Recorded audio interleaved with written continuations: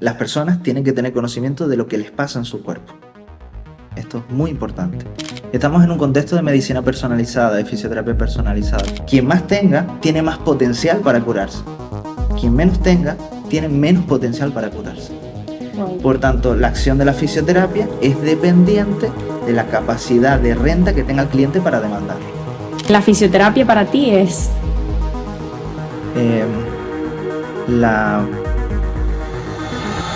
El gigante dormido de la salud. Hola amigos, hola amigas, bienvenidos a un episodio de Senta Podcast. En el episodio de hoy tenemos a Sebastián Martín. Le pregunté antes cómo quiere que lo presente y él se define como fisioterapeuta y docente en la Universidad Europea. Sebastián, bienvenido. Muchas gracias, Leo. Muchas gracias, Mili, por la invitación. Sí, ¿cómo estás? Muy bien. Estamos aquí finalizando ya el curso académico, pues lleno de cosas muy positivas y lleno de aprendizajes también. Y por supuesto también agradecer el espacio y el tiempo que me han dedicado en la invitación y por supuesto encantado de colaborar con ustedes. Qué bueno, un placer. Sebas, haz una pequeña presentación, un poquito de tu historia, de dónde estudiaste, qué es lo que hiciste y cómo acabaste siendo docente de la Universidad Europea. Bueno, en mi caso, desde pequeño he tenido la motivación de dedicarme al ámbito de la salud. Desde los 12 años tenía claro que quería ser fisioterapeuta. Por una serie de circunstancias familiares que me llevaron a entrar en contacto con los profesionales y detectar el valor que tenía a nivel social el fisioterapeuta, obviamente también a nivel clínico, y eso pues ha conducido a que la toma de decisiones se haya hecho en base a buscar pues todo lo que podía aprender de la fisioterapia, y en ese sentido pues tuve la suerte de poder estudiarla a través, pues como todo el mundo, de un buen esfuerzo no solo de tiempo sino económico también, para poder terminar el grado universitario. En mi caso yo lo estudié en la Universidad de La Laguna, a la que por supuesto tengo que agradecerles muchas cosas, porque es la que me ha dado la posibilidad de seguirme desarrollando como profesional. Y en el apartado de la docencia, pues a partir de ese momento, durante la carrera, descubres que hay elementos de la acción clínica que no me quedan claros, donde contacto con distintos profesionales y lamentablemente pues no tengo la mejor de las respuestas, y eso me hace indagar en el mundo de la investigación, obviamente desde un comienzo con cierto nivel de fallos y de errores que son típicos de aquel que se aproxima por primera vez al campo de la investigación, pero gracias a ellas detecté que había un gran mundo de conocimiento que se escondía detrás no solo de los libros, sino de la experiencia del laboratorio, y me llevó a empujar pues mi carrera hacia el ámbito de la investigación, y con la investigación también vino la docencia. Así que ha sido una etapa pues que se ha desarrollado en un tiempo relativamente corto, pero que me ha permitido tener, pues a eso sí que le lo tengo que agradecer también al gran equipo que me rodea, la fisioterapia desde un punto de vista más holístico, mucho más centrado en los elementos que nos diferencian como profesión, ¿no? Y en ese sentido, ha sido pues un breve currículum de cuál ha sido mi trayectoria, y que en la que pues espero que en el futuro poder seguir contribuyendo para que desde la investigación y la formación de los futuros profesionales podamos llevar a la fisioterapia a una cota de conocimiento y de capacidad de influencia social más de la que ahora mismo tiene. Uh-huh. Me parece súper interesante porque yo por lo menos recuerdo mi etapa educativa y recuerdo que mis compañeros y yo buscábamos como trucos o consejos para adentrarnos en el mundo de la investigación, porque es un mundo complejo. O sea, creo que te tiene que picar la curiosidad, como bien nos contabas tú, porque si no, no creo que sea la motivación o la dedicación preferente que suelen tener los fisios. Al fin y al cabo tenemos como esa visión muy práctica, clínica, tratar a pacientes y demás, y esta parte me parece fundamental. Y me parece súper difícil, por eso te admiro, porque creo que no es fácil. Al fin y al cabo, cuando tú decides formarte, te dan las cosas hechas, en el sentido de que te dan el material que tú tienes que estudiar. Entiendo que en vuestro caso tú buscas ese material, investigas y no te lo cuentan, sino que tú mismo recabas esa información. O sea que me parece, una pasada. Claro, ¿no? Y al final yo creo que se asocia mucho el tema de la investigación a un ámbito complicado, ¿no? Es decir, es un ámbito que quizás un poco pienso, yo tengo yo mi teoría de que porque no hay mucho conocimiento acerca de eso o porque a lo mejor en la carrera se asocia más a la parte clínica, ¿no? A la parte práctica que más al tema de la investigación, ¿no? Que a lo mejor suena un poco investigación en fisioterapia como algo súper complejo, súper... no, es como otro Sí, ámbito, ¿no? eso es una realidad y nosotros lo observamos en el plano de la docencia en la universidad. Vemos ciertos estereotipos con el que el estudiante de fisioterapia enfrenta la investigación. Podríamos decir que un gran porcentaje de ellos tiene una orientación clínica, pero no es porque tengan claro que se quieran dedicar a la clínica, sino porque desconocen los otros escenarios, ¿no? El Claro. escenario de investigación es uno de ellos, pero también el escenario de gestión, ¿no? En el que pues profesionalmente también me estoy vinculado, ¿no? Y aparte del de la docencia. Pero sí que es verdad que en el apartado de la investigación en fisioterapia adolecemos de un problema de base que no es común en el área de ciencias de la salud, y es que partimos de niveles de conocimientos muy heterogéneos y del cual pues nos alimentamos en base a teorías, hipótesis, am, postulados de profesionales que a lo largo del tiempo han ido sumando un conjunto de conocimientos y ha generado una amalgama de conocimientos muy heterogénea que desde el punto de vista clínico es práctico detectar que un paciente que tiene una limitación del rango de movimiento aplicando Mulligan en una articulación acromioclavicular es eficaz y lo sabemos clínicamente, el paciente al menos así nos lo traslada. Pero al mismo tiempo, para reconstruir eso en un objeto de estudio capaz de ser investigado y detectar cuál es el mecanismo de acción que hace que Mulligan, Maitland o cualquier tipo de abordaje de terapéutica manual o de ejercicio, cualquier conjunto de terapéutica que utilizamos los fisioterapeutas pueda ser interpretado y reproducido en un laboratorio, el hecho de no tener un marco conceptual sólido, estructurado, no nos permite angular con una cierta solvencia los modelos de investigación y por tanto la investigación en fisioterapia es natural que esté en vaya a ralentí, ¿no? Vaya en un tiempo más lento con respecto a otras disciplinas esenciales de la salud. Por tanto, es natural que las personas piensen que la investigación es como un coto privado, un coto donde interactuamos muy pocas personas, pero la realidad es que cada vez más, pues afortunadamente las nuevas generaciones ya están tomando conciencia de la importancia que tiene la investigación en la práctica clínica. No podemos enfrentar un mundo complejo con el que vivimos, con el que tenemos que interactuar con diferentes escenarios sociales, psicológicos del paciente, biológicos, por supuesto, sin tener la investigación al lado. Así que yo soy bastante positivo en ese sentido, ¿no? Con el paso del tiempo, las nuevas generaciones tomarán el rienda a lo que hemos hecho hasta ahora y por tanto, pues el escenario que podemos analizar esta misma conversación en el futuro, podremos hablar ya de verdaderos niveles de investigación como se merece la profesión. Claro, claro. Bueno, vamos a entrar un poquito al Sebastián como persona. Tú lo comentaste antes, yo sé que a mucha gente puede resultarle interesante. Me dices que te inspiró a estudiar fisioterapia algo como personal, o eso entendí yo. Sí, exacto. ¿Qué fue lo que te realmente... O Sí. si lo puedes contar. Sí, sí, claro que sí, sí. Porque hay mucha gente que está viendo este vídeo que a lo mejor se está planteando Sí. estudiar fisioterapia, ¿sabes? Y realmente- Absolutamente, no hay ningún problema en compartirlo con ustedes, ni mucho menos. Es todo un privilegio poderlo compartir. Pues parte de la aparición de una enfermedad en casa, ¿no? Es decir, estamos hablando de una situación pues con una enfermedad ciertamente grave que requiere la intervención de muchos profesionales, en torno a los cuales surge la profesión del fisioterapeuta.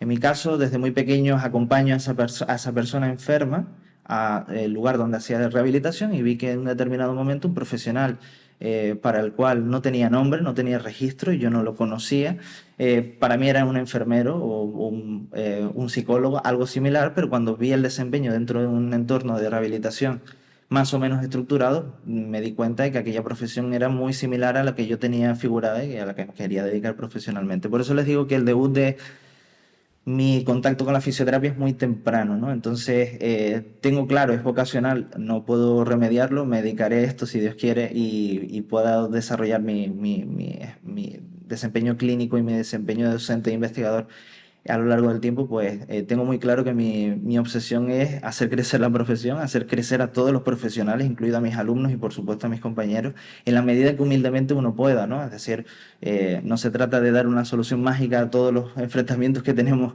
con nuestro día a día y por supuesto tampoco se trata de tener una solución para cada situación diferente, pero sí que progresivamente el fisioterapeuta debe de alguna manera incluir la investigación, incluir la práctica clínica como una práctica científica basada en datos que le permita tomar decisiones fundamentadas, basadas en los registros que uno mismo toma, ¿no? Entonces, eso es lo que me gustaba, ¿no?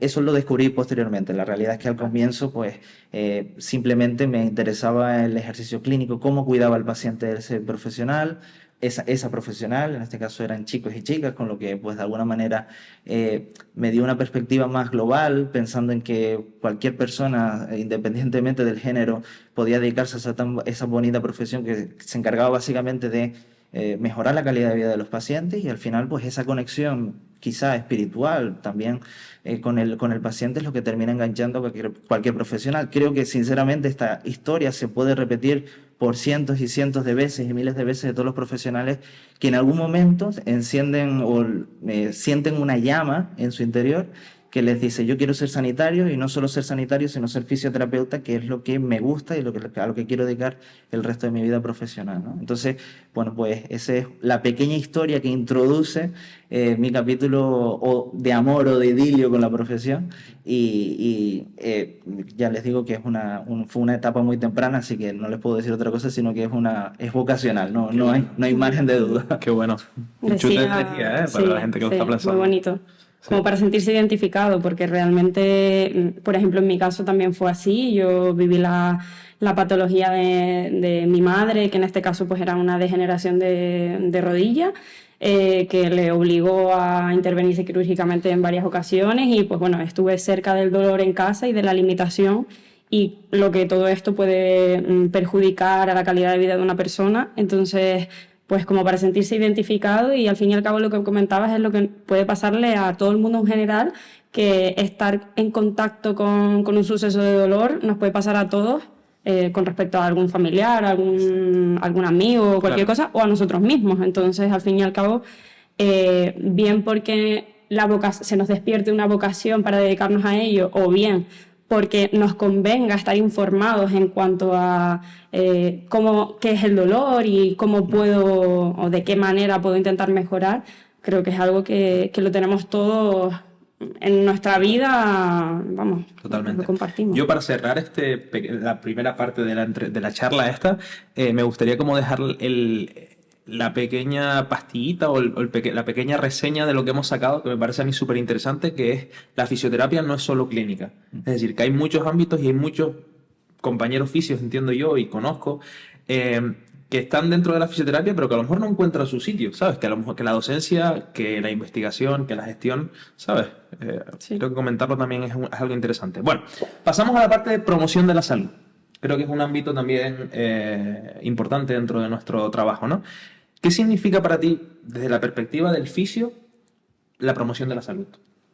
La base angular en la que se sustenta toda la práctica clínica está en cómo la sociedad nos ve. Entonces, es la parte importante, una de las partes importantes, si tuviéramos que dividir el grado de importancia, si esto se pudiera hacer, la promoción de la salud y el conocimiento que tiene la sociedad sobre la fisioterapia es trascendental, porque fíjense qué curioso, ¿no? Porque al final cuando vemos esto y lo modelizamos en un entorno de investigación o vamos a las fuentes primarias que ya lo han investigado, nos damos cuenta, Leo, Mili, que a todos nos están viendo nuestros seguidores, que en función de cómo la sociedad mira la fisioterapia, orienta progresivamente la demanda. Es decir, de alguna manera, si un fisioterapeuta es la persona que la sociedad ve que trata las lesiones deportivas de los deportistas más famosos del mundo, posiciona la fisioterapia como un elemento trascendental en la recuperación de lesiones. Por tanto, la visibilidad que tengamos como profesión orienta hacia dónde queremos llevar la profesión en el futuro. Si yo deseo que mi profesión sea reconocida por llevar a cabo terapias para los pacientes ingresados en una unidad de cuidados intensivos, necesito que se visualice el trabajo del fisioterapeuta en el ámbito de los cuidados intensivos. Si yo necesito que mi profesión se visualice en el ámbito de la prescripción de ejercicio terapéutico, como ustedes tienen aquí, necesitamos ver a Mili, ver a Leo y ver a todos los fisioterapeutas haciendo ejercicio, prescribiendo ejercicio, dando ejercicio a la gente, porque eso después orienta la demanda. De alguna manera es como si nos estuviéramos enriqueciendo a nosotros mismos, porque si no tenemos capacidad de visualizar todas las áreas potenciales de crecimiento de la profesión, es muy difícil que el cliente, futuro paciente o cliente, entiéndame el concepto, Sí. esta transición entre lo que es el paciente y el cliente, pueda construir en el futuro una próxima demanda, ¿no? Entonces, se los comento porque si lo repasamos históricamente y vemos de dónde ha nacido la demanda en fisioterapia y cómo se han ido construyendo las especialidades en fisioterapia, nacen de una visibilidad social que tiene la profesión en distintos ámbitos. Obviamente el más reconocido seguramente sea la fisioterapia deportiva, de ahí que muchos profesionales se quieran dedicar al ámbito, y si lo vemos en estadística quizá son las áreas de conocimiento que mayor interés suscitan entre los estudiantes, por tanto van dirigidos a ese escenario, pero después hay una gran cantidad de elementos o una gran cantidad de áreas de especialización en las que la fisioterapia pues todavía queda mucho por recorrer. Ahora mismo está explotando en los años 90, principios de los 2000, la aplicación de la fisioterapia en el ámbito del paciente con dolor crónico, que ustedes aquí son bastante buenos, ¿no? En ese sentido. Por tanto, la creación de la demanda viene porque un conjunto de fisioterapeutas vieron la posibilidad de que a través de investigación, promoción de la salud, digamos de alguna manera copar los medios, digamos de divulgación a través de este escenario como una red social, pero puede ser hasta los medios tradicionales, se vea la fisioterapia en ese sentido. Por tanto, la creación de la demanda depende netamente de nosotros, no depende de que nadie esté generando la demanda, porque muchas veces los pacientes nos vienen pidiendo específicamente algo en concreto y por tanto los profesionales se ven en la necesidad de tener que cubrir la demanda gracias a que en un inicio algún grupo de fisioterapeutas evidenció que la profesión estaba ahí, que tenía que funcionar y que hacía que tenía un efecto positivo en los pacientes. Por tanto, creo que es la promoción de la salud, por recapitular la pregunta, la promoción de la salud es la que orienta toda la demanda, es decir, la que nos muestra, la que nos enseña en el mundo, la que nos dice en qué grado la fisioterapia mejora la humanidad, ¿no? En ese sentido, pues tenemos mucho que hacer y, por supuesto, la promoción de la salud, y por eso también aprovecho y felicitarles por este tipo de iniciativas, es lo que termina percutiendo en la toma de decisiones de nuestros futuros clientes, nuestros futuros pacientes. Qué interesante, ¿no? Claro, al fin y al cabo lo que no se ve no se conoce, entonces no existe. Exacto. Claro. Y también algo que se me ocurre también con respecto a esto es la especialización dentro de la profesión. ¿Sabes? De la importancia también de que el profesional, pienso yo, ¿no? Como que elija un poquito el sector donde quiere trabajar y se enfoque a eso, ¿no? Porque pienso que después la práctica al final tendrá mejores resultados, ¿no? Pero si haces algo que te gusta. Que no es un fisio que te trata, pues, neuro te trata, pediatría trata, los fisios que abarcan todo, pues Claro. no sé hasta qué punto, ¿no? Exacto. A mí me gusta hablarlo mucho eso con mis pacientes, intento darle naturalidad a que no sabemos, yo no lo sé todo, por ejemplo, y normalmente pues pongo el ejemplo de que un médico, tú no ves lógico ir a un cardiólogo y preguntarle por alguna dolencia dermatológica. Entonces, ¿por qué desgraciadamente sí en algunas ocasiones se asocia al fisioterapeuta como que le puedes preguntar acerca de todo y todos los problemas del cuerpo, ¿no? Entonces, pongo ese ejemplo en cuanto a que no podemos saberlo todo y es normal. Y de ahí a que, por ejemplo,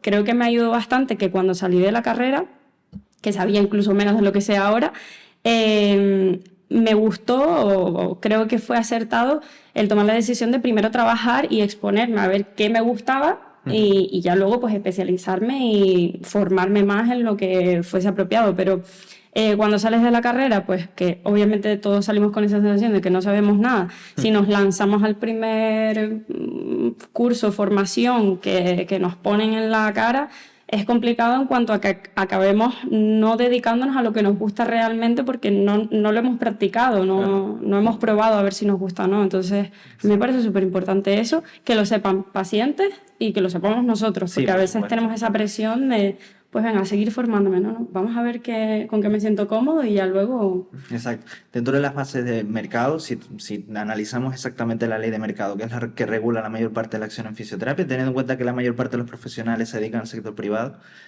si leemos o interpretamos lo que dice la ley de oferta y demanda, que fue una ley que se promulgó en el siglo XVIII, pero que ha tenido una implicación después de 1950 en las distintas profesiones sanitarias, por supuesto, como parte también de la demanda. Antes hablamos de que la demanda condiciona también el tipo de oferta que le damos, ¿no?, al cliente. Si el cliente te demanda algo específico, la oferta se terminará orientando, no a la corta, sino a la larga en ese sentido, ¿no?, o por lo menos para cubrir esa demanda. Pues la creación de las especialidades en fisioterapia no es otra cosa sino la especialización que demanda cualquier tipo de mercado. Claro. Obviamente hay unas condiciones naturales del espacio en el que se mueven los fisioterapeutas. Hablo específicamente de nuestro contexto, que es el contexto de las Islas Canarias, como un espacio interesante donde se puede desarrollar una fisioterapia con un nivel de, digamos, de especialización óptimo, pero es verdad que si se compara con otros profesionales de fisioterapia que ejercen en entornos, por ejemplo, de ciudades con un alto poder adquisitivo, la cantidad de especialización que se puede ver en una ciudad como París, una ciudad como Berlín o como una ciudad como Londres, no se parece absolutamente nada a la que se puede ver en las Islas Canarias. No es que sea ni mejor ni peor, sino que la especialización también depende de la renta de la población. Claro. En el contexto de las Islas Canarias, la variabilidad que nos encontramos de clientes es más corta, porque obviamente las diferencias entre los que son muy ricos y los que son muy pobres es un factor a tener en cuenta. Si estas diferencias son todavía más grandes, es decir, donde hay muchos ricos, muy ricos y unos pobres, muy pobres, lograr posicionar una estrategia de mercado específicamente para una profesión como la fisioterapia es ciertamente difícil. Por tanto, nos podemos ver en ciudades fisioterapeutas que se encargan simplemente de gestionar la carga del paciente en un tendón de Aquiles. Eso sería una especialización a nuestro modo de ver muy alta, porque quiere decir que el profesional ya se ha formado en individualización del ejercicio. Y sin embargo nos podemos ver en otro contexto, como el caso de las Islas Canarias, donde aparte del ejercicio el cliente te demanda terapia manual y que tiene que estar integrada en el mismo, digamos, escenario, porque el cliente no tiene la capacidad adquisitiva para ir a una sesión individualizada de ejercicio y además sumarle la sesión de terapia manual, que serían ya 2 sesiones, o 3 sesiones, o 4 sesiones. Entonces la capacidad y la renta de la población en la que está la profesión hace que la lucha por las especialidades, que es algo que lleva pues las instituciones españolas. Yo recuerdo de un primer congreso que se celebró en la ciudad de Santiago de Compostela en el año 2015, que llevamos un proyecto y lo presentamos allí, y nos dimos cuenta que la lucha de la especialización es una lucha que se lleva haciendo durante muchísimo tiempo, pero que el grado de implementación es variable. Nosotros en las Islas Canarias podemos aspirar a un cierto nivel de especialización dentro de nuestro margen, de nuestros límites de referencia, pero a medida que te vas yendo a ciudades o a lugares donde la renta es más alta,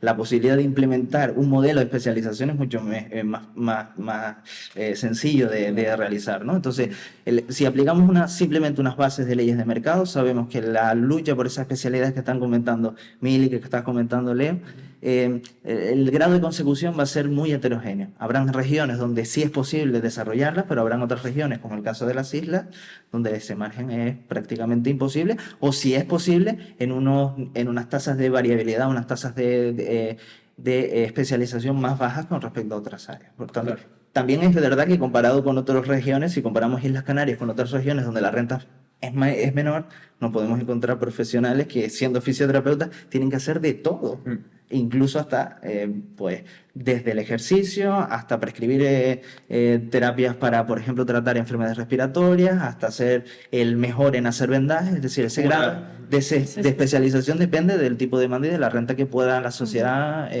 pagar, ¿no? Entonces, bueno, pues estamos en las leyes de mercado y eso hay que conocerlas, sobre todo para saber en qué plazo nos podemos marcar la especialización en fisioterapia, ¿no? Interesante. Sí, sí, qué punto de vista bastante interesante. Parece súper interesante, la verdad, porque yo trabajo también en un entorno de hospitalización y me veo obligada muchas veces a conocer un poco de todo. Intervenciones quirúrgicas a nivel traumatológico, como bien recomendar algún ejercicio de fisioterapia respiratoria, y un poquito de enfermedades genéricas de medicina interna, etcétera. Entonces, sí, es un hándicap para nosotros en el sentido ese de que claro, hay que saber de todo y hacemos un abordaje bastante genérico. Claro, sí. Sebas, ¿cuáles son los principales retos que te enfrentas en tu día a día a la hora de la promoción de la salud? Bueno, en mi caso, pues en el ámbito clínico, pues no les puedo orientar más allá de lo que ustedes pueden intuir, ¿no? Porque no solo porque me dedico fundamentalmente a la docencia de investigación y gestión, sino porque el ámbito clínico ya es propiamente exigente en el que te vas a encontrar elementos fundamentales que van a ser como factores limitadores, bloqueantes de esa promoción o factores que lo que lo van a hacer es aumentar o facilitar, ¿no? Depende de muchos elementos. Yo, por señalar algunos de los más importantes, en el ámbito clínico, ¿no? Ahora hablo de la docencia, pero en el ámbito clínico, los limitantes clásicos que nos podemos encontrar, que actúan como barreras fundamentalmente, es pues el nivel de, primero, credibilidad que tenga la propia profesión. Nosotros afortunadamente gozamos de una buena credibilidad. El profesional que consulta la fisioterapia y que es demandante de fisioterapia tiene clarísimo quién es el profesional que le va a ayudar. Eso no hay ningún tipo de duda. Por tanto, ya tenemos cierto público que está predispuesto a entender que la profesión tiene algo que decir en su calidad de vida. Esto es interesante. Y después nos encontramos un subgrupo de pacientes que bien por desconocimiento, bien por incluso de ubicación geográfica o incluso una cuestión de rentas que comentábamos hace algunos minutos, pueden actuar como limitadores en la concepción de la profesión, de la fisioterapia, como una profesión que les permite ayudar y fomentar un cierto nivel de calidad de vida, ¿no? Entonces eso es en cuanto a los limitadores importantes a nivel clínico. Y después están factores más ligados a la personalidad del individuo, a las creencias del individuo, a las actitudes, incluso las perspectivas de su vida, sin entrar en aspectos psicológicos, como es obvio, pues todo el mundo pues, puede llegar a tener e influir de alguna manera en la credibilidad que tenga nuestra acción o nuestra palabra en el modo de entender, la profesión, ¿no? Eso es en cuanto, creo, a grandes rasgos, sin entrar en detalle a nivel clínico. Y después a nivel de docencia, pues nos encontramos una limitación importante y es muy aplicable a lo que acabo de comentar, porque al final el estudiante que llega a un primero, segundo, tercero de carrera es un estudiante que el nivel de conocimiento que tiene es igual al de la población general, por tanto no podríamos decir que por ser estudiante de fisioterapia vas a tener un nivel de conocimiento de la fisioterapia mayor, al menos en las etapas de formación. Claro. Eso no quiere decir que en un futuro próximo se encuentren profesionales que crecen, que revolucionan, que consultan, que investigan y hacen crecer su mochila de conocimientos. Pero sí que es verdad que desde el punto de vista de su formación nos encontramos muchas limitaciones porque vienen con los mismos prejuicios, las mismas limitaciones, las mismas limitaciones en cuanto al conocimiento me refiero, creencias erróneas en cuanto a la profesión, que progresivamente dentro del apartado de la docencia hay que volver a primero detectar y después elaborar una estrategia adecuada para que esos misconceptions que llaman ahora los británicos, en el ámbito anglosajón, pero son errores de concepto o equivocaciones o errores de contenido, pues nos tenemos que enfrentar los docentes habitualmente, ¿no? Especialmente, pues yo creo que para la audiencia les viene, es interesante y por supuesto también a ustedes, porque a nivel clínico seguro que se lo han planteado alguna vez, que es el escenario del dolor, es decir, cualquier profesional que interactúe con el dolor se da cuenta que a nivel clínico las limitaciones que tiene el paciente para entender realmente cómo se produce el dolor, lo más sencillo como profesional es transmitir el mecanismo de dolor agudo, copiarlo y pegarlo al mecanismo de dolor crónico, cuando realmente lo que estamos haciendo es tergiversar la base fisiológica detrás del concepto, ¿no? Muchas veces nos encontramos muchos profesionales, no solo fisioterapeutas, sino muchos profesionales que intentan solapar el modelo de dolor agudo e intentar a partir del dolor agudo explicar el dolor crónico. Entonces, esa transición que se realiza entre el dolor agudo y el dolor crónico hay que entenderla y hay que enseñarla, y eso tiene que verse como algo natural, ¿no? Entonces, la limitación en cuanto al conocimiento que tiene la población y también en el ámbito de la docencia, pues el estudiante nos encontramos en barreras de todo tipo. Facilitadores muy pocos, pero claro, el hecho de que hayan esas barreras también justifica que haya profesionales como ustedes que se dediquen no solo a hacer una movilización articular y una movilización del nervio mediano, ni a hacer un slam test para valorar la mecanosensibilidad de una patología o una patología que afecta a la columna lumbar. Y por tanto tampoco, pues, de alguna manera justificaría de alguna manera el ejercicio de la docencia, porque si no estuvieran esos profesionales, pues no tendríamos de alguna manera la forma de detectar y de borrar esas futuras barreras que no a la corta, pero sí a la larga terminarían, digamos, interfiriendo en la forma en que el paciente consulta, en el que el profesional interactúa con el paciente, porque ustedes son conscientes que buena parte de los profesionales que no están demasiado actualizados en dolor, pues le dan ese pequeño refuerzo positivo o negativo muchas veces al paciente que no se ajusta exactamente a los niveles neurofisiológicos, las explicaciones científicas detrás del concepto, ¿no? Entonces, bueno, pues barreras de todo tipo. Afortunadamente, cada vez menos, pero hay que seguirlas trabajando. Yo ahí me encuentro con un problema a nivel de práctica clínica, por supuesto, que es que cuando a mí de por sí me gusta bastante informar al paciente, me gusta hacer mucha educación en dolor y básicamente pues que el paciente cuando salga de la consulta sienta que sabe mucho más que cuando entró acerca de su dolor y qué puede hacer para mejorar, ¿no? Entonces, teniendo en cuenta esa preferencia mía, el problema que me encuentro es que no siempre el paciente quiere que le informes en el sentido de... Puesto a oír. Claro, o sea, es realmente importante o necesario atosigar al paciente que vendrá con una incertidumbre y una preocupación enorme, atosigarlo con un tocho de información que igual lo que va a hacer es generar más incertidumbre o confundirlo más. Entonces, a veces me resulta complicado encontrar la dosis exacta, como a veces la dosis exacta de ejercicio, pues en este caso la dosis exacta de información que... el objetivo simplemente busque pues aliviar, calmar, informar al paciente, pero sin pasarnos, ¿no? Sin pasarnos de vuelta. Entonces me encuentro con esa dificultad a veces de... Yo creo que es normal, ¿no? Al final, y depende mucho de la práctica de cada uno, de cómo enfoque su sesión, de cómo enfoque su tratamiento, si es un tratamiento, ¿sabes? Depende del paciente también, si lo haces más a largo plazo, de intentar ir dando microdosis de educación, ¿sabes? En plan que tampoco sea todo en un Exacto. día que te vengas Exacto, creo que ahí tenemos que ser es hilar fino, sí, cuidadosos, No es fácil, exacto, ¿no? entonces no es fácil. Alinear las dos esferas de creencia entre el profesional y el paciente, por lo general, cuesta sincronizar. Yo siempre le hablo a los alumnos incluso de sincronización del tiempo del profesional y el tiempo del paciente, porque muchas veces nosotros rotamos a mayor velocidad y el paciente rota a menos velocidad, o lo contrario, algunas veces es casi lo contrario, ¿no? Pero sincronizar los relojes para que todo el mundo actúe con los mismos tiempos, los mismos espacios, los mismos silencios, que cuando vaya una negra, que cuando vaya una corchea en las dos partituras, que cuando haya un silencio. Entonces, sincronizarlo ya de por sí es difícil, pero si les puedo orientar en algún sentido, pues hay 3 elementos interesantes que por lo menos deberían considerar o que se debería considerar. Primero es la preferencia del paciente, esto es interesante, es decir, verificar a través de una checklist o de una lista abierta de conceptos cuáles son las preferencias del paciente.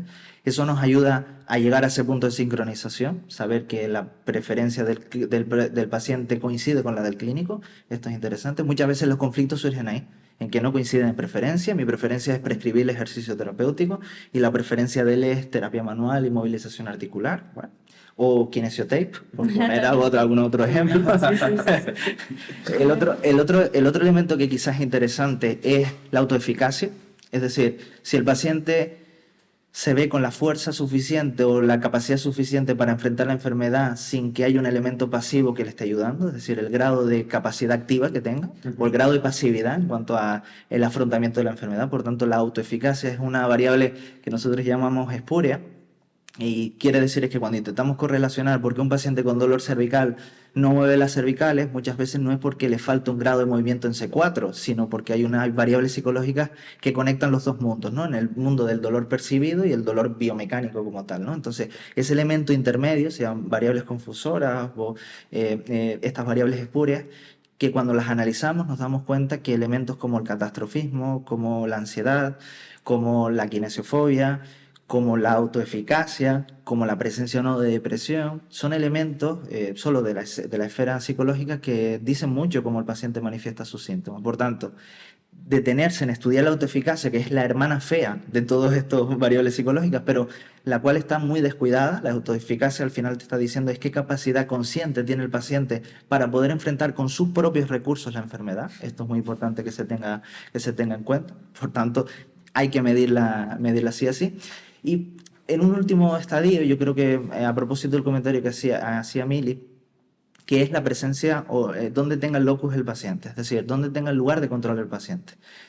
Para aquellos que estén más familiarizados con el ámbito psicológico sabrán que el locus puede estar interno, es decir, que el paciente sea capaz de argumentar determinadas cosas que le pasan en la vida, incluidas las enfermedades, a través de una explicación inherente al propio individuo. Por tanto, yo soy responsable de mis propios problemas y por tanto yo voy a ser capaz de asegurar que voy a salir de esto. Y por otro lado encontramos el locus externo, ¿no? Es decir, aquellos pacientes, una buena parte de ellos, que intentan explicar las enfermedades por efectos del entorno, de efectos de personas que interactúan con ellos, de efectos de las circunstancias temporales o un momento determinado en su vida que hizo cambiar la percepción de enfermedad, ¿no? Entonces, cuando nosotros detectamos elementos de locus externo, de predominio de locus externo, ya sabemos que todas aquellas terapias que sean con componentes activos, el nivel de fracaso aumenta, Claro. mientras que aquellos que tienen un locus interno muy fuerte, todas aquellas terapias de componente activo van a tener más efecto. De alguna manera la autoeficacia se relaciona en ese sentido con el locus. A mayor autoeficacia significa que el locus es más interno, mientras que menos eficacia se corresponde con puntuaciones de locus externo, ¿no? Entonces, esos tres elementos yo creo que son esenciales cuando uno, primero, consultar preferencias, segundo, establecer qué nivel de autoeficacia tiene el paciente y en tercer lugar, dónde tiene el locus creado. Cuando se tiene claro eso y nosotros lo dejamos registrado de manera adecuada con los cuestionarios validados para que esto pueda ser evidenciable y mesurable, medible, a partir de ese momento podemos establecer un grado de componentes dentro del tratamiento que ya de entrada van a ser heterogéneos, es decir, va a tener un componente de ejercicio, un componente de agentes físicos, de electrofísicos, ¿no? Es decir, de corriente, para que se entienda ahí de forma más sencilla. Pero también va a tener un componente de terapia manual, pero también va a tener un componente de asesoramiento psicológico, pero también va a tener un componente de consejo terapéutico. Entonces, todos esos elementos, pese a ser heterogéneos, la dosis depende de múltiples niveles y entre los múltiples niveles, esos tres niveles son de los que mayor evidencia en la literatura han demostrado correlacionar con la percepción de recuperación o un cuestionario que es interesante que también a nivel clínico se tenga en cuenta. También los pacientes, por supuesto, que estén escuchando esto también lo pueden utilizar, pero es sobre todo a nivel clínico muy importante, que es la percepción global de mejora, ¿no? Entonces, esa percepción global de mejora es un cuestionario muy sencillo que se puede administrar, en el que el paciente no te habla de que me ha reducido el dolor, sino cuál ha sido el efecto global sobre la experiencia. Es decir, no te está diciendo cuánta de intensidad del dolor ha reducido, te está diciendo cuánto he mejorado. Claro. Y en el componente mejorado entran esos tres niveles que les acabo de comentar, ¿no? Claro. Que es el locus, la autoeficacia y las preferencias. Interesante. Una píldora increíble para la gente que está escuchando esto, de visualizar un poquito este sistema, ¿no? de 3 puntos, más que llegar a un paciente a una anamnesis, venga, pa. ¿Sabes? En plan, como establecer esos niveles Sí. y ese reloj. O sea, creo que el ejemplo del reloj me parece súper, súper interesante, ¿no? Como el mood, que estén las dos personas en la misma onda, ¿no? Eso es, eso es.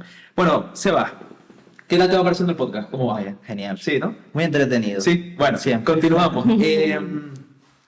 Temas de la fisioterapia hoy en día, en el 2024. ¿Cuáles son los avances que consideras así más prometedores? ¿O en qué punto estás ahí como súper ilusionado con respecto a la profesión? Bueno, hay elementos interesantes que se van a descubrir en los próximos años. Estamos en un contexto de medicina personalizada, de fisioterapia personalizada, con lo que el modelo biopsicosocial, que seguramente pues muchos de los que nos están escuchando, también ustedes por supuesto, habrán tenido que entrar en contacto en alguna vez. Un modelo relativamente antiguo, es decir, cuando Engel lo promocionó, no pensó en la fisioterapia, promocionó en la forma de concebir los modelos que precedían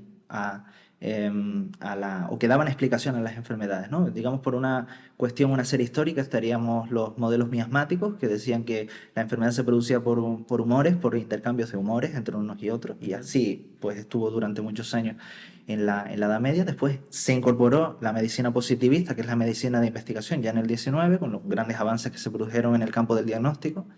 Y ahí es donde encontramos la medicina, digamos, el modelo biomédico de explicación de las enfermedades. Y a partir de los 60 en adelante, pues diferentes investigadores, diferentes profesionales, entre ellos Engel, pues decidieron pues fundamentar de nuevo un modelo de concepción de la enfermedad basado en la interacción de 3 elementos esenciales, que era el modelo biológico, que ya se sabía, de la enfermedad, el apartado psicológico y el apartado social, ¿no? Entonces, o psicosocial, si se quiere comentar así. La interactuación, cómo interactúan entre ellos, da como resultado una percepción de enfermedad. Eso es en el que estamos ahora. Por tanto, podríamos decir, algunos compañeros de Latinoamérica también incluso coinciden en este sentido, que el profesional de fisioterapia es un sintomatólogo, es decir, guía sus decisiones en función de cómo el paciente sienta en el momento que lo vamos a tratar. Pero nuestra intervención no es etiológica, es decir, no cambia la base fundamental de la enfermedad. Por tanto, con ese modelo en el que nosotros vamos a poder decidir la personalización del tratamiento en función de un modelo que contempla la percepción, las creencias, los conocimientos, las apetencias del cliente o del paciente, pues es en el que estamos en estos momentos. Por tanto, en el modelo biopsicosocial es donde se espera que se produzcan pues, los grandes avances en investigación. Si yo tuviera que decidir alguno, porque son muchos y al final pues, mi expertise en el ámbito de la investigación se centra fundamentalmente en los pacientes con dolor, podríamos decir que en el apartado del dolor hay 2 o 3 elementos importantes. Lo primero de ellos es reducir el sesgo y la brecha de género en las investigaciones. Es decir, la mayor parte de las investigaciones de los modelos de investigación en dolor se hacen con una gran cantidad de varones y menos en mujeres. ¿Esto qué implica? Que cuando nosotros vamos a exportar el resultado final de la experiencia en laboratorio a un modelo de traslación clínica, es decir, un modelo de acción clínica o aplicación clínica, tenemos muchos datos de varones pero pocos de mujeres. Esto, aunque no se crea o que no se piense, tiene un impacto directo porque los profesionales tratan tantas mujeres como hombres. Sin embargo, no les puedo decir que los resultados de muchas de las terapias que hacemos estén validadas en mujeres, no se han estudiado en mujeres. ¿Qué hemos hecho para reducirlo? Pues contemplar la posibilidad de un estudio específico de dolor crónico en mujeres, ¿no? Y entonces en esto estamos desarrollando un campo importante. Qué interesante, sí. Es decir, les pongo un ejemplo muy claro y que son resultados relativamente recientes que vamos a publicar el próximo semestre. Cuando nosotros exponemos a una terapia que puede ser basada en una exposición de ejercicio aeróbico al 80% de la V2 máxima, nos encontramos que el nivel de modulación de dolor es diferente entre hombres y mujeres cuando están sanos. Ya de partida, los sujetos que están sanos, vemos que la modulación de ese dolor que es inducido clínicamente, es decir, nosotros tenemos que provocar dolor a esa persona y ver en qué medida el ejercicio ha disminuido ese dolor. Por lo general, hay cierta variabilidad entre ellos, por tanto, ya de entrada, en sujetos sanos, aplicar ejercicios diferentes para ellas y para ellos. Pero cuando este modelo lo importamos y lo llevamos a un modelo de población clínica, es decir, población que están afectos por enfermos crónicos, es decir, por ejemplo, un síndrome de fatiga crónica, una fibromialgia, un dolor pélvico crónico, todos estos elementos que son comunes en clínica, nos damos cuenta que la variabilidad que en sanos observamos como una variabilidad fisiológica, en el caso de la persona enferma, que sufre enfermedades crónicas, la variabilidad aumenta. Quiere decir es que las diferencias del efecto total en hombres es mucho mayor que el que registramos en mujeres. Cuando investigamos, nos damos cuenta que eso tiene una explicación y tiene que ver con un modelo neurofisiológico multinivel que ahora mismo pues, se está validando, ¿no? Pero para que ustedes vean la importancia de la reducción de la brecha de género, que es importante. La segunda brecha que hay que reducir, que es el siguiente avance, el nivel de renta, es otra brecha importante.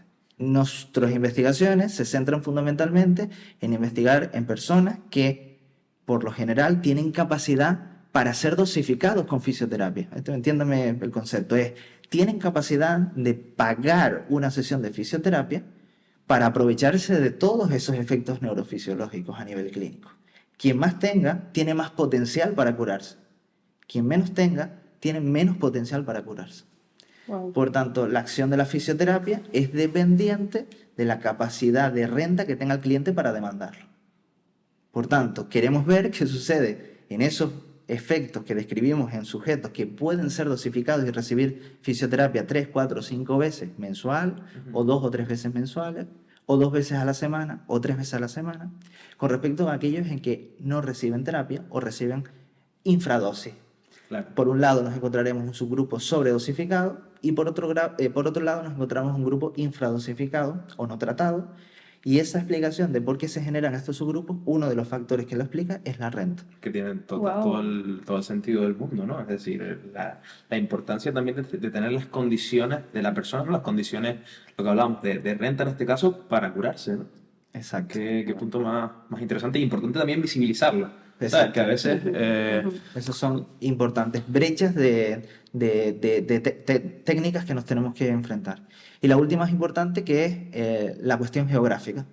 La posibilidad de que un paciente, estando en una comunidad rural, pueda recibir fisioterapia de alto nivel. Entiéndame, de alto nivel no quiere decir que el profesional que esté en ese pueblo, en esa región, no tenga el conocimiento suficiente, pero es verdad que cortan las oportunidades de poder entrar en contacto con especialistas que podrían encontrarse en otros lugares, como por ejemplo una ciudad. Claro. Por tanto, esos tres elementos, que sería la reducción de la brecha de género, la reducción de la brecha de renta y la reducción de la brecha geográfica, o de residencia, si lo queremos decir, son los puntos esenciales sobre los cuales la investigación va a aportar en los próximos años, porque no es porque queramos, sino porque cuando construimos esos modelos de investigación, son modelos que necesitan obligatoriamente reducir al máximo esas tres brechas. Cuando reduzcamos esas tres brechas, ya podremos decir que esos resultados son más asimilables a lo que en realidad sucede. Hasta este momento, lo que sucede es que los resultados de la investigación solo pertenecen a un grupo minúsculo de la población, cuyas muestras que se han introducido para poder experimentar con ellas y construir un modelo de investigación son muestras que son sesgadas. Claro. Entonces, ese Los sesgo estudios son muy sesgados, claro. conduce a que la toma de decisiones y de los resultados finales, y por tanto la traslación, solo sepamos una pequeña parte de ese grupo, pero no puede ser extrapolable a la población. Claro. Qué importante es la investigación, ¿no? En este caso, ¿no? Súper. Le estamos dando mucha visibilidad, o sea que Sí. muy importante. Totalmente. Bueno, vamos a pasar ya un poquito a consejos para el público. En plan, la parte más... o sea, pienso que la conversación ha entrado en un punto tan interesante que me da un poco de pena partirla, ¿sabes? Porque creo que podríamos estar aquí horas hablando de este tema. Pero vamos a cambiar un poquito el mood, por así decirlo. ¿Qué consejos puedes ofrecer a la población que está escuchando esto? No solo oficios, sino en plan, gente que va en su coche del trabajo a las 7 de la mañana viendo a Leo, Mili y Sebastián. Muy bien. Consejos prácticos que puedes ofrecer para prevención de lesiones, mejora de la salud. De la salud en general.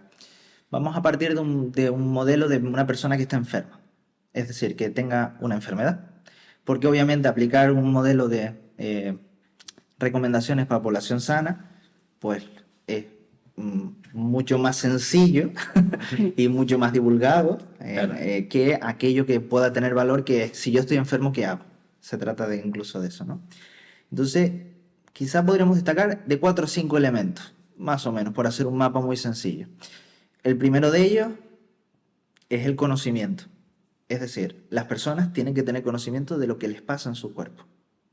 Esto es muy importante, porque condiciona el resto de variables. Si yo conozco la enfermedad y tengo capacidad para discernir lo que son síntomas de la historia natural de la enfermedad y aquellos síntomas que son accidentales o son circunstanciales, puedo generar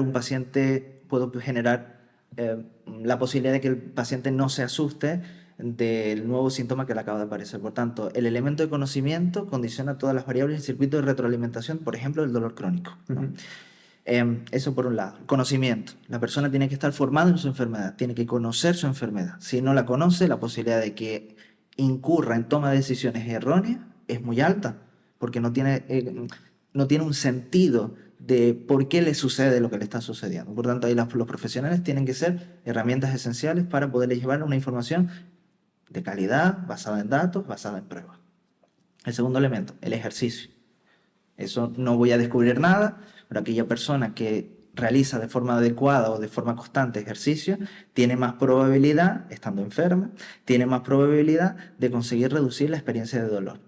Y los mecanismos pueden ser explicados por muchos niveles diferentes.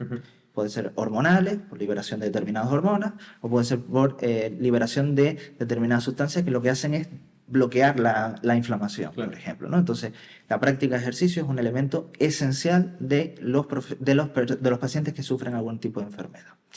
La siguiente, por supuesto, no podría ser de otra manera, es la intervención de profesionales como los fisioterapeutas. Es decir, en este caso estamos hablando de pacientes con dolor. La acción de la terapia manual y de cualquier tipo de elementos que lleve un contacto con el paciente tiene más probabilidades de hacer digamos de alguna manera, crecer el efecto terapéutico del ejercicio. Muy sencillo, si yo hago ejercicio solo, en comparación con aquella persona enferma que hace ejercicio y recibe terapia manual, el que recibe terapia manual logra reducir en un corto espacio de tiempo y a una mayor intensidad ese efecto terapéutico. Por tanto, la combinación de ambas parece ser más idónea. Por tanto, conocimiento, ejercicio y terapia manual. Y después encontramos ya una amalgama de miscelánea, como llamo yo, les instruyo a los alumnos. La miscelánea va desde una dieta, control de dieta, y significa reducción de elementos o de, alimentos, si podremos decirlo así, que son desencadenantes, incluso son factores que pueden generar microcirculaciones o acciones de retroalimentación en el proceso de inflamación. Uno de los elementos más esenciales, no lo recomiendo al 100%, pero sí en el dolor crónico sí que lo recomiendo, que es el uso, por ejemplo, de la piperina, de la cúrcuma. Son elementos interesantes que son potentes antiinflamatorios y se sabe ya desde hace tiempo, ¿no? O el jengibre quizá también, que es más económico. Eso por un lado. Después, el control del sueño, es decir, el elemento del control y el régimen del sueño. Ahora recientemente vamos a publicar en el mes de septiembre un estudio que hemos hecho en un grupo, una serie de pacientes con fibromialgia, en el que nos hemos dado cuenta de que el paciente con fibromialgia no es que no solo duerma menos que el resto, duermen 2, 3, 4, 5 horas diarias. Eso es muy poco y todo el mundo sabe que el estándar es hacia las 8 horas, ¿no? 7, 8 horas en condiciones normales. Pero no solo es que afecta la cantidad global de sueño, sino en la forma en que se produce ese sueño. Y en un concepto que los fisioterapeutas progresivamente vamos a seguir trabajando, espero que el paper también sirva para el resto de profesionales y de compañeros para que puedan introducirse de alguna manera en este concepto, que es la eficiencia del sueño. La eficiencia del sueño establece la relación entre las horas que estoy acostado y las horas que estoy durmiendo. Claro. Entonces, ese elemento de mejorar la eficiencia del sueño es un elemento importante para los pacientes que nos están escuchando. No solo es acostarse, es dormir, ¿vale? Y un elemento dentro de este capítulo sería el jet lag. No sé si les suena el social jet lag, que es un jet lag que suele suceder cuando se produce una descompensación entre el ritmo de sueño, entre horarios de workday, es decir, de días de trabajo, en comparación con aquellos días que son free days o días libres. Cuando se produce una desincronización entre los free days, que son los habitualmente fin de semana o festivos, en comparación con los workday, que son los días de laborables o los días de trabajo, esa desincronía que se produce el viernes por la noche o el sábado por la noche, se termina pagando a lo largo del tiempo, a lo largo de la semana. Y por eso decimos que los pacientes que sufren dolor y además sufren dolor crónico, uno de los grandes problemas que tienen es las pequeñas siestas que tienen que introducir a lo largo del día. Es decir, algunos incluso en este paper se lo van a poder leer perfectamente, algunos registran incluso hasta 2 siestas diarias, que es bastante, claro, teniendo en cuenta que la mayor parte no hacemos siesta. Claro, esto es bastante tiempo, ¿no? Entonces, el control del sueño es importante. Y el último plano que les quiero destacar en este apartado, recuerdo que era el control del conocimiento que tienes, la práctica de ejercicio, la práctica en terapia manual, y dentro de esa de miscelánea sería el control de la dieta, el control del sueño y por último el control del estrés. El estrés cambia la percepción de la enfermedad y por tanto una correcta evaluación por parte del profesional y la toma de decisiones para controlar con las estrategias que están publicadas, que están validadas, y llevar a cabo una implementación, un cambio en la estrategia que siga el paciente para controlar el estrés, creo que esos 4, 5 o 6 factores son esenciales para, de alguna manera, aproximar al paciente a un estilo de vida, una calidad de vida, de alguna manera armónico con su enfermedad. Cualquiera de estos desniveles o cualquiera de estas pérdidas de control de estos elementos que acabamos de dibujar en este panel o en esta malla, cualquier desajuste que pueda implicar puede arrastrar con el resto. Es decir, que estamos hablando de que una persona no puede entender que una enfermedad depende tan solo de una toma de decisiones, depende probablemente de 4 o 5 tomas de decisiones, como poco. Claro. Y a partir de ellas construir, construir la toma de decisiones que considere más oportuna o que financieramente se pueda costear o que socialmente esté aceptado, porque a veces, por decidirme, puedo, por ejemplo, tratar con terapias que sean alternativas, pero que no estén sujetos a una evidencia, pero que resulta que el paciente tiene una fuerte creencia a ese tipo de terapias, ¿no? Entonces, en ese balance, yo creo que esos 4 o 5 elementos son esenciales para que el estilo de vida sea digamos, le permita tener una base sobre la cual poder afrontar la enfermedad.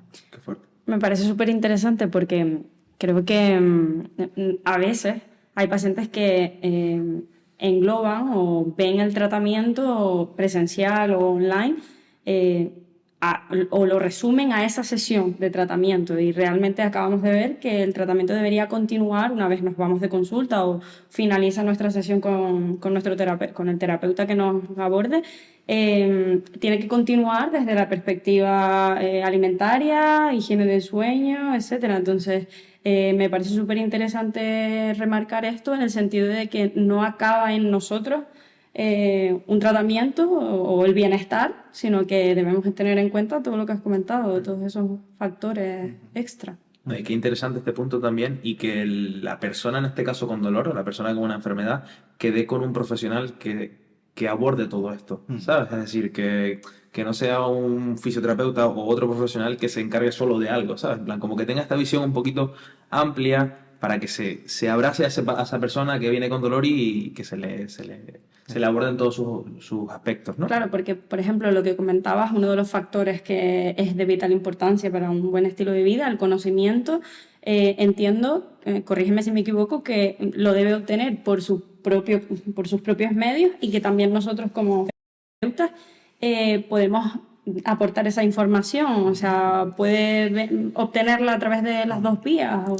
Mira, el año pasado publicamos en la revista de la Sociedad Española del Dolor un estudio cualitativo en el que uno de las secciones, de los segmentos que estudiamos, fue detectar en qué medida el paciente recibe información y sobre todo cuál es la autoridad que valida, es decir, cuál es el lugar o cuál es la persona, cuál es la institución que utiliza para informarse de su enfermedad. Y cuando estábamos analizando los datos, empezamos a hacer un background, un estudio relativamente complejo, y cuando sacamos las conclusiones, que está disponible para todos los profesionales, en el número de la revista en el año 2023, fue el año pasado, nos dimos cuenta que el paciente con dolor crónico valida como autoridad el profesional sanitario. Esto contradice un poco lo que se suele decir, y es que el paciente accede a la información a través de Internet o a través de las vías, nuevas tecnologías que han estado surgiendo en los últimos años. Pero una cosa es acceder a la información y otra cosa es que eso sea validado como información fiable. Claro. Porque dentro de cada paciente hay un nivel de juicio que creo que le permite discernir entre lo que es una información y lo que es una información validada. Muchos de ellos lo que nos decían es, yo consulto la información en Internet, pero intento cotejarla, intento validarla con el profesional sanitario. Por tanto, no podríamos descartar la posibilidad de que realmente el paciente está diciéndonos, yo necesito acceder, y este es el elemento clave, a una información lo más rápido posible. Es decir, la consulta en Internet no es para eliminar el rol del profesional sanitario, sino porque es el método que le permite acceder a la información lo más rápido posible. Para quitar la angustia rápido, ¿no? Exacto. Para, en plan, ¿qué es lo que tengo? ChatGPT, dime la respuesta. ¿Sabes? Exacto. Y ahí no tenemos forma de eliminar el factor de rapidez y de inmediatismo en el que se está trasladando y estamos migrando a la sociedad, ¿no? En el que necesitamos una respuesta relativamente rápido. Por eso no se leen libros. Yo tengo muchas dificultades entre mis alumnos para que lean libros muy sencillos o libros con un interés específico en una materia en concreta, de ciencias o de lo que sea, porque no les da una respuesta rápida. Por tanto, si pensamos en que el estudiante y el enfermo no son diferentes, tendríamos que asumir que la elección de Internet es por un motivo de accesibilidad y rapidez al recurso. Claro. Pero no tiene nada que ver con que eso esté validado, porque en el interior del paciente dice, ¿y si esto me viene mal? Claro. ¿Y cómo sabe que soy yo? Exacto. Este no soy yo. Claro. El vídeo que estoy viendo en Internet de un ejercicio de extensión lumbar no soy yo. Yo no sé si me viene bien. Por tanto, tendríamos que dar un mensaje positivo a los profesionales diciendo que bajo esa circunstancia y bajo ese estudio que publicamos, no tenemos tan claro que la tecnología venga a sustituirnos en la materia de la promoción de la salud. No lo tengo claro. Tengo claro que la tecnología viene a servir como un elemento de accesibilidad a la información, claro, pero eso no da autoridad. Claro. Acceder a la información no es fuente de autoridad. Más si además el profesional, cuando va a consultar, que puede tardar una semana en verlo, 2 semanas o 3 semanas en verlo, depende de las circunstancias, el profesional lo evalúa, el profesional lo aconseja, lo informa de la realidad de su enfermedad. Por tanto, a pesar de que Internet y las nuevas tecnologías nos puedan estar contradiciendo un poco este modelo, cuando nosotros lo estudiamos, Mili, y a propósito de lo que comentabas, creo en este momento que la información que se accede a través de las aplicaciones, a través de la tecnología, es puramente informativa, pero no es propositiva, no cambia el sentido de la decisión. Y eso hay que aprovecharlo. Entonces, si bien son rápidos en el acceso, no son muy buenos, digo, la tecnología o Internet, en validar que ese conocimiento, al no ser específico, al no ser individualizado, al no mostrar la realidad de ese paciente en esa interfaz que está leyendo, probablemente dentro de su toma de decisiones todavía le quede la necesidad de consultar a Mili, de consultar a Leo o cualquier profesional, de que si lo que está viendo es adecuado para su situación.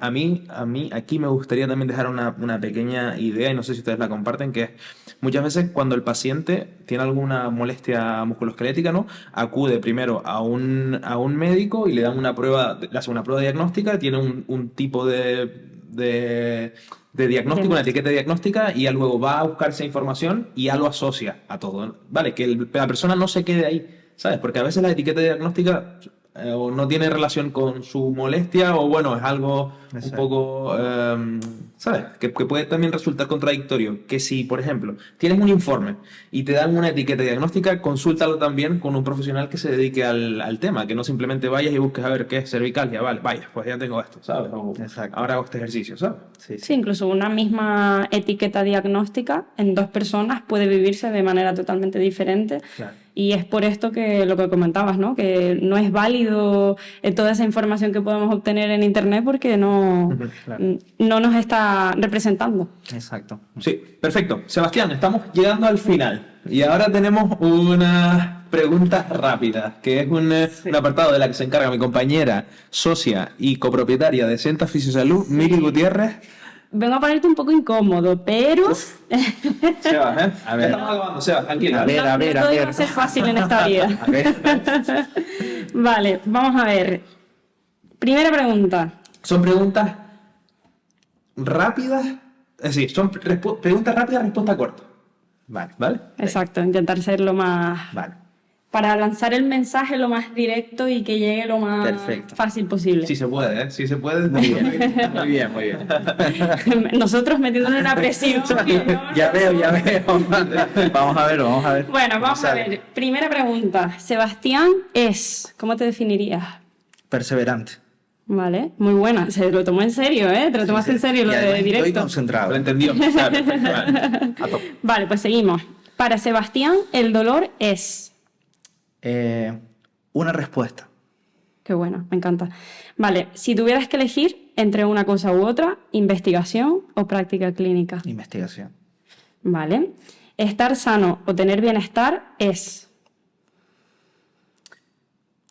Está complicada. Estás difícil, estás muy difícil. Es trampa. Es trampa, sí, porque tiene muchos componentes distintos. Repítemela a ver si te puedo orientar. Estar sano o tener bienestar es... Es tener la sensación de que alguien te acompaña. Wow, qué buena, me gusta. Vale, docencia o investigación, si solo pudieras hacer una cosa. El carácter de la proximidad con el alumno me hace inclinarme con la docencia. Pues mira, me sorprende, no me lo esperaba. La fisioterapia para ti es... El gigante dormido de la salud. Qué bueno. Me está encantando, ¿eh? Vale, si no hubieras estudiado fisioterapia, esta sé que es difícil, ¿qué hubieras estudiado? ¿Qué hubiera estudiado? Probablemente antropología. Vale. ¿Recuerdas cuál fue la primera herramienta de fisioterapia que te compraste? Por ejemplo, un libro, un dinamómetro, un pointer. Una suscripción a una revista científica. Pues mira, muy tú. Muy tú. Sí. Vale, y ya la última, lo has hecho bien. Si de ti dependiera el próximo invitado o invitada del podcast, ¿a quién traerías? Me lo ponen ¿A quién te gustaría escuchar? ¿A quién me gustaría escuchar? Pero del ámbito De lo que canario. quiera, hombre. Sí, De ámbito canario, de ámbito, bueno, de la el que isla. más pudiese aportar o la que más pudiese aportar. Uno del ámbito canario y otro del ámbito nacional, internacional. Te dejamos Ojo, decirlo. Ojo que vemos esto un proyecto a largo plazo. ¿Eh? Vale, primero les digo el internacional, porque además está en la isla y viene todos los años viene, que es un investigador de la Universidad Libre de Bruselas que se llama John Egg, que es autor pues, de muchas eh, eh, investigaciones en el ámbito de la aplicación de la educación en neurociencia del dolor. Ujú, ujú. Sería como digamos, un baluarte importante para poderlo desarrollar. Y en el ámbito local me pones en un aprieto porque me llevo bien con tantas personas y la verdad que todos son admirables. Yo voy a barrer para casa y voy a decir a algún profesional de la Universidad Europea, quizá que pueda darles una perspectiva diferente sobre otros temas, porque al final entiendo que será enriquecer el programa y por tanto creo que es importante. Pues considerar otras personas. Ella estudia en la Universidad de La Laguna, ella es doctora en fisioterapia, se llama Carmen Lucía Hernández y creo que es una profesional que les podría dar una perspectiva actualizada sobre la atención del paciente con enfermedad, digamos, neurológica. Todos esos conceptos que son más próximos a otro escenario, por ejemplo, estoy pensando en pacientes o en familiares que tengan pacientes con ictus, con enfermedades neurológicas graves, quizás es la perspectiva que les pueda dar ella, debido a que, bueno, pues su grado de especialidad pues así lo permite, quizás sea una persona a la que pueden invitar y seguramente ya no es por ponerle un compromiso, pero estará encantada de venirse por aquí a hablar con ustedes, seguro. Está invitada. Qué bueno. Sebas, una pregunta rápida desde mi parte. ¿Un libro que recomiendas? Un libro que recomiende, a nivel técnico, a nivel... En general. Uno que recomiendes, uno a bote pronto, el que te salga, que digas, guau. Bueno, les voy a permitir en la licencia recomendarle dos. Venga, El primero de ellos... hay varios. Es decir, depende de lo que cada uno quiera, ¿no? Yo suelo recomendarle, y ahora que te agradezco la pregunta, Leo, porque a todos mis alumnos al comienzo de los seminarios, incluso al comienzo de las clases, suelo llevar a clase un conjunto de libros que, más allá de que puedan o no leerlo, sirven de inspiración para que cualquier profesional que en un futuro se quiera orientar en el plano de la investigación, de la ciencia, de la práctica basada en la evidencia, pues pueda tener una serie de recursos que le permitan entender qué es eso, ¿no? Hay uno muy bonito que se llama ¿Qué es esa cosa llamada ciencia? Es digamos, un título muy sugerente de un autor que es de Gales, de la University of Bristol, que se llama Adam Chandler. El libro es un libro que me gusta siempre ponerlo como ejemplo porque es una base en un tono divulgativo de en qué consiste el método científico. Y para los futuros profesionales que nos estén escuchando o aquellos profesionales que quieran adentrarse en el mundo de la investigación, bien porque están preparando sus proyectos de final de grado, porque están preparando sus proyectos final de máster o estén preparando su doctorado. Ese libro es un libro básico para entender el sentido de la investigación, que es importante para no perderlo. Esto es interesante. Eso por un lado. Después hay otro que quizás pues ya hay barriendo para casa, que se publicó el año pasado, que se llama Terapia Manual Ortopédica en el Tratamiento del Dolor, que fue publicado por la editorial Elsevier, del cual pues contribuyo con un capítulo dentro de un gran conjunto de compañeros de la Universidad Europea.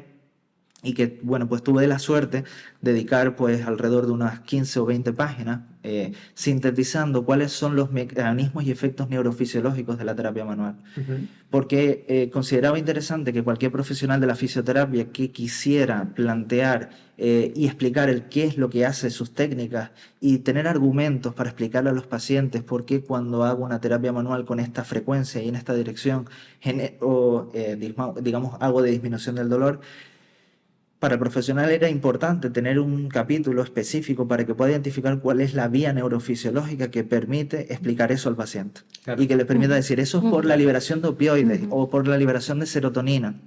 No porque la movilización caliente el tejido, eso de calentar, o digamos, evitar de alguna manera introducir errores de conceptos que son, pues lamentablemente, muy habituales en nuestro ámbito, ¿no? Entonces, ese libro de terapia manual ortopédica en el tratamiento del dolor, de la editorial Elsevier, digamos, que quizás es uno de los libros más interesantes, actualizados sobre un aspecto técnico, ¿no? Para seguir creciendo como profesionales en lenguaje técnico. Y por último, pues ya, digamos, desde un punto de vista diferente del dolor. Hay muchos libros, pero si yo tuviera que quedarme con alguno, me podría quedar con, por ejemplo, Antropología del dolor. Antropología del dolor es un libro publicado por un autor francés que es interesante, digamos, de una perspectiva más antropológica, es decir, está focalizado en estudiar o de relatar en esa perspectiva o desde esa perspectiva un entorno más relacionado con cómo ha evolucionado el concepto del dolor a lo largo de las distintas civilizaciones para poder recomponer qué es el dolor para nuestra sociedad. Y creo que Antropología del Dolor es uno de los libros que más interés tienen. Por tanto, yo me quedaría con esos 3 de entrada. Si alguno quiere alguna sugerencia específica, porque quiere, no sé, conocer más sobre filosofía de la ciencia, no he querido darles demasiados títulos de este apartado porque, claro, en mi caso, mi docencia va dirigida a enseñar estadística a las personas. Entonces, cuando uno le enseña estadística a la persona tiene que posicionarse en saber qué elementos de la estadística son importantes para la práctica clínica. Claro. Todos aquellos títulos que la audiencia, que los profesionales, que incluso hasta los pacientes también suelo recomendar algún libro, tengan a bien solicitar, pues yo les animo a través, no sé, de las redes sociales, solicitarlos, y yo encantado de poderles recomendar todo lo que les pueda orientar, porque a veces los libros yo me los tomo como esa pequeña guía espiritual que nos ayuda también a tomar las mejores decisiones. Claro.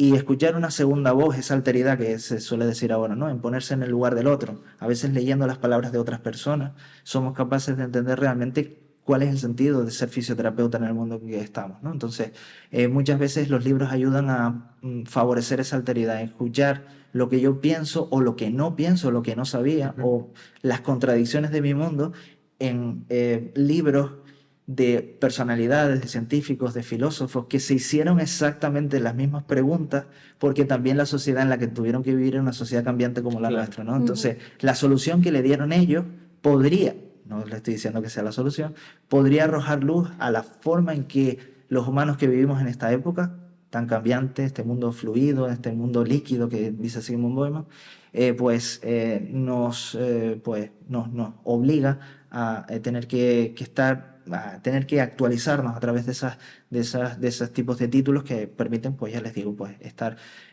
más en contacto con lo que ellos pensaron para poder tomar una decisión en el mundo en que estamos, ¿no? Entonces creo que esos títulos son interesantes y claro, me queda a la disposición de todos para seguir aumentando esa lista de títulos y de lecturas interesantes de nuestra vida. Qué bueno.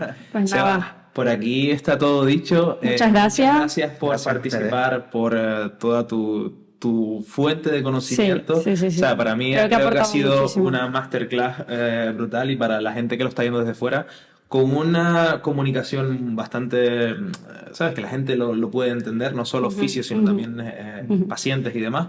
Muy bien. Por aquí agradecerte que hayas participado en el proyecto, invitarte el viernes, que es nuestra inauguración de la clínica. Eres invitado a partir de las 6. Es verdad. ¿Hay comida? Comida, gente, va a haber muchas cosas. Muy bien. Dejamos también tus redes sociales debajo de la cajita de descripción. Sebas es docente, como habíamos dicho, de la Universidad Europea, y muchas gracias por tu tiempo. Gracias a ustedes, a mí y también a Leo y a toda la comunidad de vuestro proyecto, que comienza ahora, pero que les auguro un gran futuro por el interés, por la motivación, porque realmente son buenos profesionales, y siempre rodea buenos profesionales es más fácil acometer todos los proyectos que les vayan surgiendo a lo largo de estos próximos años, que seguramente sean exitosos. Así que les deseo lo mejor. Yo, si me lo permiten, si algo veo en común a ti y en este caso a nosotros, Leo y yo, es la pasión con la que nos llenamos y nos dedicamos a cada uno su práctica clínica, ¿no? Entonces creo que sí, que comparto ese buen futuro, tanto por nosotros, creo, la verdad, como por tu parte, porque eso, viendo la pasión que le pones y que sé que nosotros le estamos poniendo, va a ir las cosas muy bien. Muy bien. Así que muchas gracias. Gracias a ustedes. Gracias a ustedes. Muchas gracias. Amigos, gracias. Un placer haber estado un podcast más con ustedes. Recuerden seguir el canal si les interesa, no es nada obligado, ¿no, Mili? Seguir obligamos. en las redes sociales y nos vemos la próxima semana. Nos Un vemos. abrazo. Chao, chao, chao, chao.